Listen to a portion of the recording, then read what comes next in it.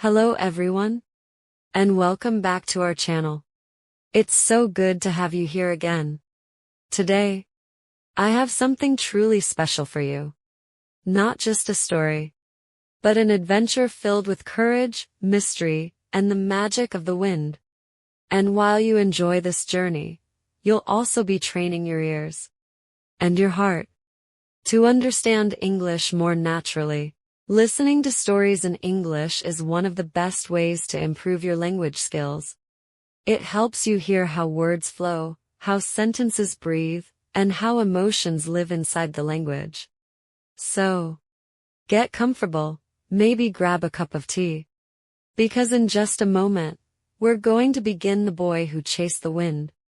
A story that will not only entertain you, but also help you grow in your English learning journey. Are you ready? Let's begin. In a small, quiet village surrounded by tall mountains, there lived a boy named Liam. The village was peaceful, but something strange had happened. For many months, there had been no wind at all. The air felt heavy, the trees stood still, and even the river seemed to move more slowly. The people were worried. Without the wind, the clouds didn't move, and no rain came. The fields were dry, and the farmers feared they would lose their crops. Liam was only 12 years old, but he was full of curiosity. He loved to sit outside and listen to the wind whistle through the trees. But now, without the wind, the world felt too quiet. He missed the sound of leaves dancing, and he missed the cool breeze on his face. One evening, as Liam sat on the hill behind his house, his grandmother came to join him. She carried a small wooden box and placed it gently in his hands. "This box," she said, "belonged to your grandfather. Inside is a map to the Valley of Winds. It is said that whoever finds the valley can bring the wind back." Liam opened the box and saw a piece of old paper, yellow with age. The map showed mountains, rivers, and a big red X far to the east. "But Grandma," Liam said, "how can I bring the wind back?" She smiled. "The wind listens to those who are brave enough to seek it." The next morning, Liam packed some bread, cheese, and water into his small bag. He tied the map carefully around his neck and set out on his journey. The road was long and dusty, and the sun was strong. After a few hours, he reached the edge of the forest. The trees here were thick and tall, and the light was dim. As he walked deeper, he heard a rustling sound. Out from behind a tree stepped a young girl with bright eyes and messy hair. "Who are you?" she asked. "I'm Liam," he replied. "I'm looking for the Valley of Winds." The girl laughed softly. "No one has found that place for 100 years. But I like adventures. My name is Arya. I'll go with you." And so, they walked together. Arya was clever and quick, and she knew the forest well.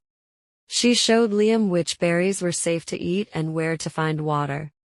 At night, they made a small fire and told each other stories. On the third day, they reached a wide river.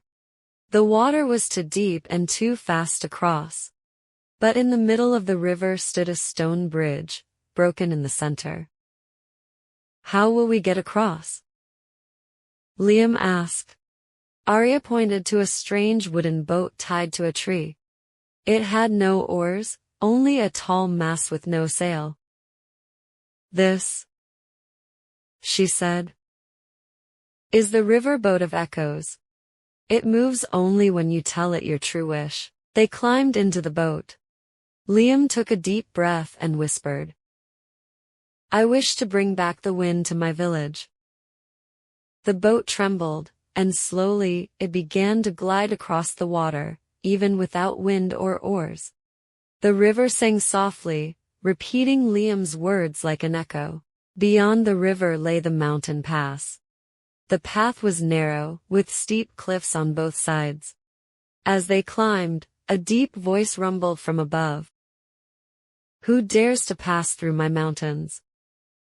A giant eagle landed before them. Its eyes were sharp as knives, and its feathers shone gold in the sunlight. "We are going to the Valley of Winds," Arya said boldly. The eagle studied them for a moment. "To pass, you must answer my riddle. Fail, and you will turn back." The eagle's voice was deep and slow. "I am invisible but can be felt. I can be gentle or fierce. Without me, clouds will not move. What am I?" Liam smiled. "You are the wind." The eagle nodded, pleased. "You may pass. But remember, finding the wind is not the same as keeping it." After many days, they reached a plain surrounded by tall, whispering grass. In the center stood a circle of ancient stones. As they entered the circle, a sudden breeze touched Liam's face for the first time in months. It grew stronger until the grass danced and the sky seemed alive. A voice like the wind itself spoke. "Why do you seek me, child?" Liam stood tall. "My village needs you. The fields are dying, and the people are afraid. Please, come back with me." The wind sighed, soft at first, then stronger. "I will return, but only if your people promise to care for the land, the rivers, and the sky. If they take without giving, I will leave again. I promise," Liam said. "And I will remind them every day." The journey home was faster. The wind guided them, pushing their steps, filling their sails, and lifting their hearts. When they reached the village, the people ran to greet them. Clouds gathered, and rain began to fall gently on the dry earth. From that day on, the wind returned to the village. The crops grew again, and the air was full of life. And every evening, Liam would sit on the hill, listening to the wind tell its endless stories. Arya sometimes visited, bringing news of her own adventures. And whenever the wind blew through the trees, the villagers remembered the boy who chased the wind and found it. And that was the boy who chased the wind. A story about courage, curiosity, and the power of listening. Just like Liam listened to the wind. When you listen to English every day in stories, conversations, or podcasts, you give your mind a chance to feel the language, not just study it. Listening helps you hear how words connect, how sentences flow, and how emotions live inside the language. So, keep listening. Even if you don't understand every single word, your brain is learning more than you think. Over time, your English will grow stronger, more natural, and more confident, just like the wind returning to Liam's village. If you enjoyed this story, please give this video a like and subscribe to the channel so you don't miss more stories like this. Your support helps us bring more English learning adventures to life.